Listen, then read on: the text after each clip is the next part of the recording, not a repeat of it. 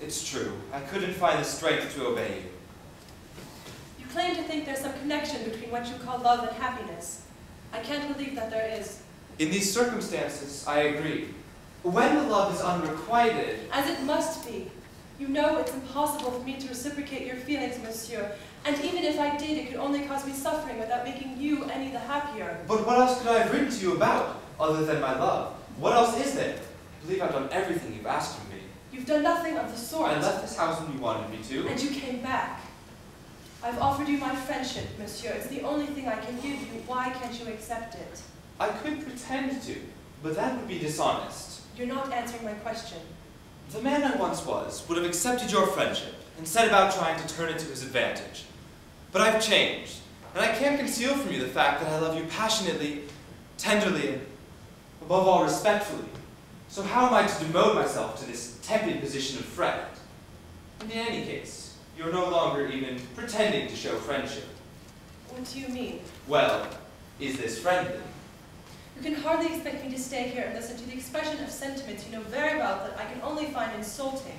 I think you misunderstand me. I know you can bestow on me nothing other than your friendship, for which, by the way, I'm profoundly grateful. At the same time, I can feel nothing other than you but love. It's the true position. Can't we simply acknowledge it? Openness and honesty scarcely deserve to be punished. Don't you agree? You are adept, monsieur, at framing questions which preclude the answer no. Your honesty or otherwise is not an issue. The point is, surely, that I was weak enough to grant you a favor you should never have obtained. And furthermore, I did it under certain conditions, not a single one of which you have observed. Naturally, I feel you've exploited my good faith. What can I say to reassure you? How can I show you that, because I love you, your own happiness is far more important to me than my own? You've changed me. I've become a better person because of you. You mustn't now undo your handiwork. I've no wish to, but I must ask whether you're going to leave the room or let me pass. But why? Because I find this conversation distressing. I can't seem to make you understand what I mean, and I've no wish to hear what you invariably get round to say. Very well. I shall leave you in possession of the field. Thank you. But look, we are to be living under the same roof, at least for a few days. Could we not contrive to tolerate it when fate throws us together? Surely, we mustn't try to avoid each other. Of course, providing you adhere to my few simple rules. I shall obey you in this, as in everything. I wish you knew me sufficiently to see how much you've changed me. My friends in Paris remarked on it at once. I've become the soul of consideration. Charitable, conscientious, more celibate than a monk. More celibate. Well, you know the stories one hears in Paris. Anyhow, it's all due to your influence. I've you to thank for it. And now, good night. Monsieur. What? Nothing.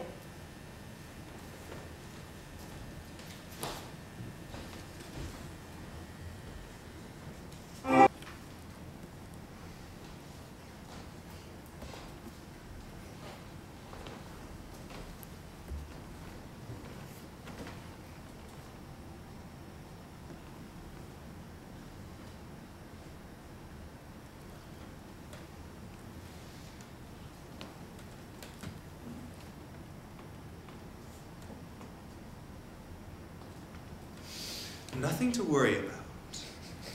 Have you brought a letter? No. Oh, no. Then what?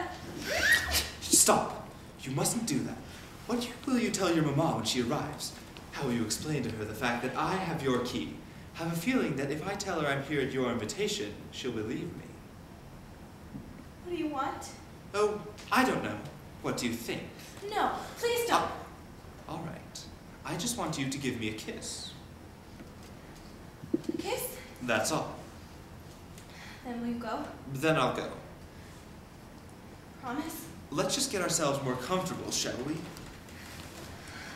Please don't do that. I'll stop after the kiss. You really promise? Yes, yes, whatever you say. All right.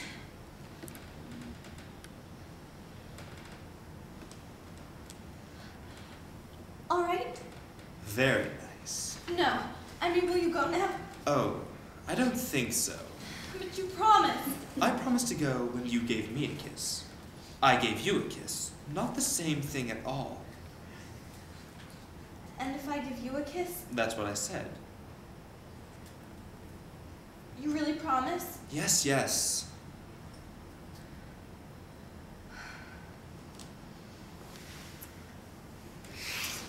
You see, I told you I'd stop.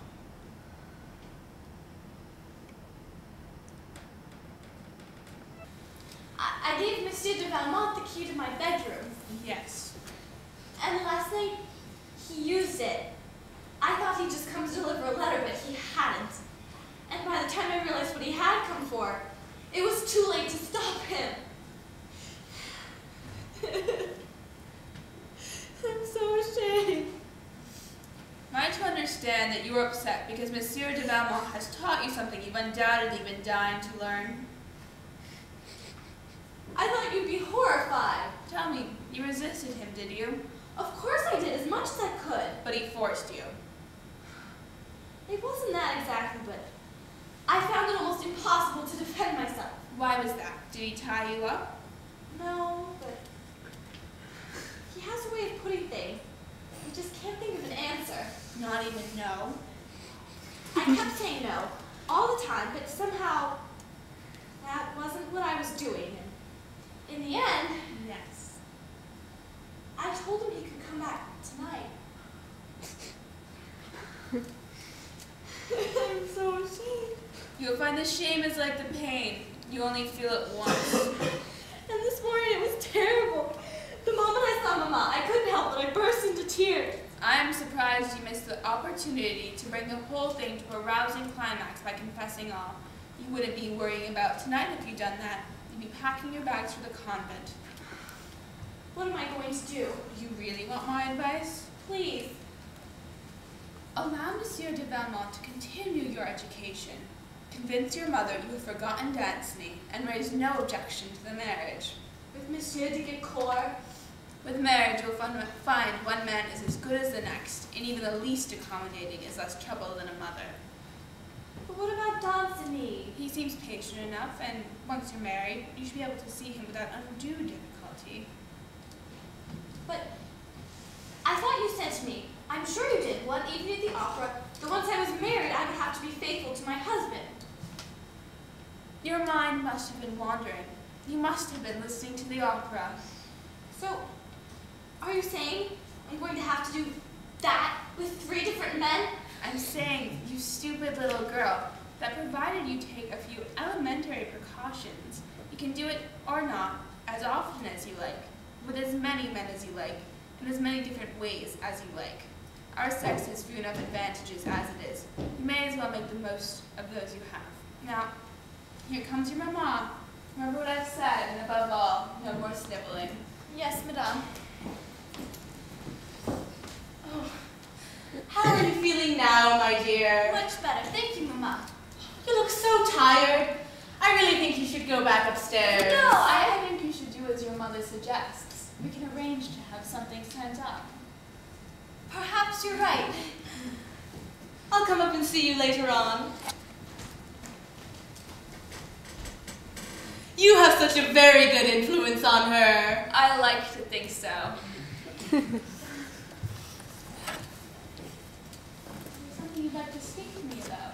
Well, what do you suppose is the matter with Cecile? I don't know. We merely spoke of how she was enjoying the country.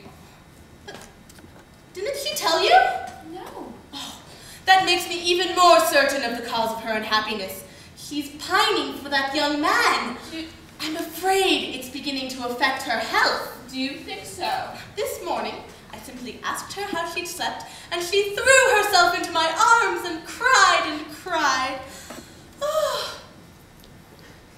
My dear, I'd be grateful to you if you'd allow me to discuss this with you seriously.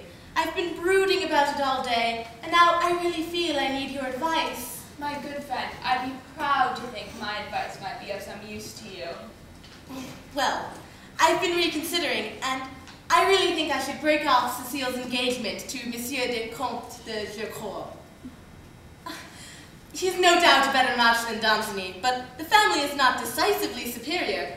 Danceny is not rich, of course, But I dare say Cecile would be rich enough for the both of them.